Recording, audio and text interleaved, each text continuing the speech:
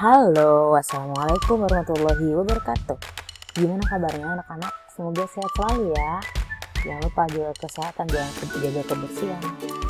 Oke, hari ini kita mau belajar tentang limit fungsi trigonometri part 2. Kemarin kita baru part 1 ya. Nah, apa aja sih yang kita belajar hari ini? Jadi pertama, kompetensi dasarnya bisa kalian baca ya. Tujuannya itu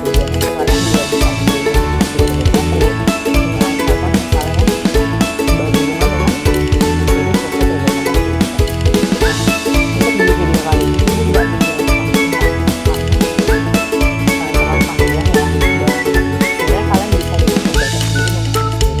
jadi ibu akan menjelaskan pengantarnya aja secara umum.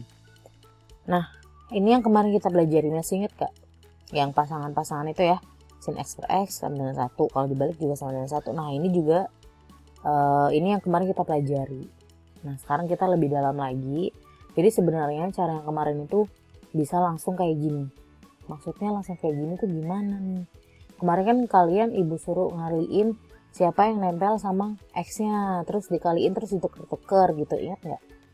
Nah, sebenarnya kalian nggak usah ribet-ribet kayak gitu ya. Gimana? Nah, ini ibu kasih contoh.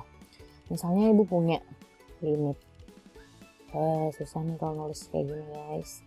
Limit X menuju 0, anggap aja itu X ya, nggak tahu kayak apa itu ya. Limit X menuju 0, sin, misalnya ibu punya sin 4X. Per berapa, misalnya per 3x. Ya Allah, ini 3 atau apa nih? Per 3x. Nah, sebenarnya kalian cukup lihat koefisien di depannya x gitu. Jadi misalnya kalian ngeliat nih depannya x kan 4, ya ini 3, ya udah berarti sama dengan 4 per 3. Nah, ini nanti bakal kepake nih cara kayak gini nih. Jadi kalau misalnya dibalik juga, misalnya ada 3x per sin 4x, ya udah berarti 3 per 4. Dan seterusnya, kalian tinggal ganti m-nya aja nih. Kalau m itu nanti yang nempel sama ini, n yang nempel sama ini gitu ya. Jadi itu cuma berlaku sin sama tan aja. Kalau cos jangan, beda ya. Oke, next ya. Itu secara umum aja, nanti bisa dicoba-coba lagi. Next, ini kita ada rumus-rumus penting trigonometri yang kalian udah pelajari di kelas 2 SMA. Itu.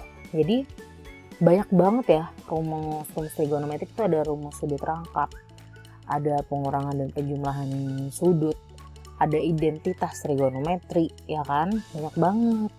Nah, kalau bisa nih kalian harus punya satu halaman gitu ya, satu kertas di buku kalian yang isinya tuh kumpulan rumus-rumus ini gitu.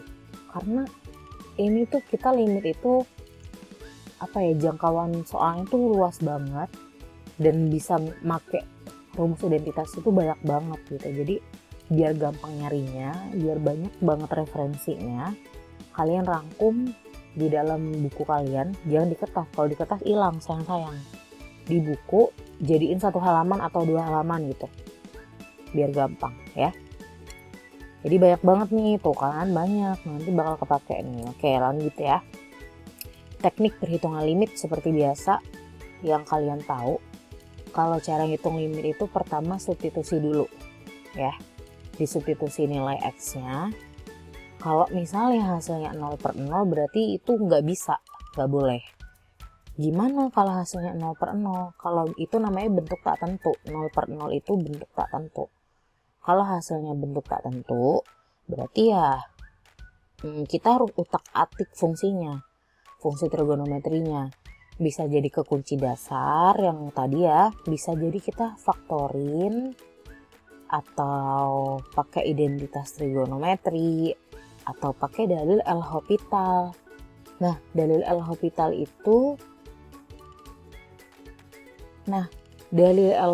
itu kalian kemarin sih ibu udah lihat ada yang jawab pakai L'Hopital ya. L'Hopital tuh penurunan, diturunkan d per dx gitu ya. Oke. Nah, kayaknya kalau ngomong doang nih paham atau enggak nih kalau banyak ngomong nih. Kita langsung aja ke contoh soal ya. Nah, contoh soal yang pertama. Ada limit x menuju 45 derajat fungsi ini, cos 2x per cos x min sin x. Nah, ingat pertama substitusiin aja dulu, siapa tahu udah langsung nemu kan hasilnya. Pas disubstitusiin, ini udah tahu kan dapat dari mana? Cos 2x, x-nya masukin 45, berarti 2 kali 45 kan 90. Cos 90 derajat itu 0 per cos 45 kan, ini berarti 45 kan, cos 45 min sin 45, hasilnya setengah akar 2 min setengah akar 2 0 ya, 0 per 0 berarti kita harus pakai cara yang lain. Gimana? Di otak atik nih, kita harus mulai ngubek-ngubek nih rumus-rumus trigono gitu. Coba lihat nih cos 2x, coba kita lihat ke rumus set. Lihat cos 2x tuh, ini kan 2 alfa ya, jadi alfa itu bisa diganti x, bisa diganti y, dan lain sebagainya. Nah lihat nih cos 2 alfa itu banyak banget, ada yang rumusnya gini, ada yang sama dengan gini, ada yang sama dengan gini. Kita pakainya yang mana? Coba lihat nih, yang paling nyambung sama penyebutnya apa? Penyebutnya kan per cos x min sin x. Lihat ke sini lagi, mana yang paling nyambung? Ini kan yang paling atas ya. Yaudah, berarti kalian terapkan itu, cos kuadrat x min sin kuadrat x. Nah kalau ada kuadrat min kuadrat, maksudnya ini kan cos misalnya a kuadrat min b kuadrat, kan jawabannya bisa gini ya, a min b dikali a plus b. Atau misalnya di sini kan cos sama sin ya, ab nya berarti cos min sin dikali cos plus sin gitu. Nah udah kayak gini, lihat nih kan ada yang sama ya, udah ketemu polanya nih, atas sama bawah ada yang sama, bisa dicoret karena dia perkalian bentuknya. Berarti sisa ini doang, kita baru bisa substitusiin 45 derajatnya ke sini, berarti sama dengan 1 gitu ya. Nah udah itu contoh yang pertama.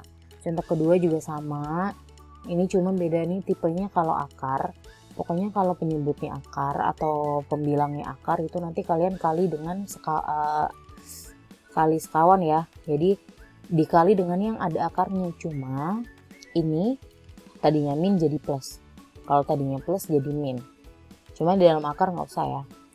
Tuh udah, kalau udah kalian kali sekawan itu berarti atas sama bawahnya dikali ya. Oke udah itu, nanti kalian hitung dikali satu ke sini, ini juga dikali satu ke sini, ketemu. Nanti ini harus kalian baca lagi ya, jadi ibu cuma jelasin pengantarnya aja. Ketemulah jawabannya min 6, itu kalau penyebut atau pembilangnya ada akarnya. Contoh soal nomor 3 sama ya, nanti harusnya coba kalian substitusiin dulu 0.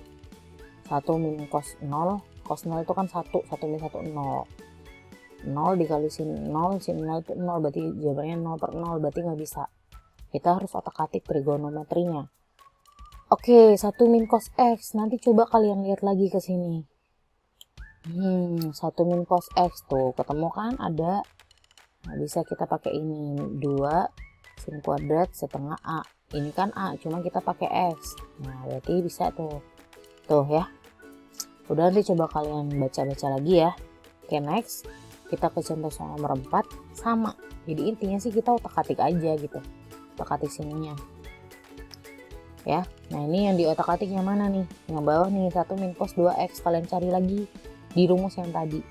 Kalau udah, nah nanti bisa dikelompok-kelompokkan kan jadinya segini, x tan x per 2 sin kuadrat x. Nah sin kuadrat x atau nanti cos kuadrat x itu tuh sama aja sin x kali sin x. Kalau cos kuadrat x berarti cos x kali cos x. Nah ini ya, bisa kita jabarin.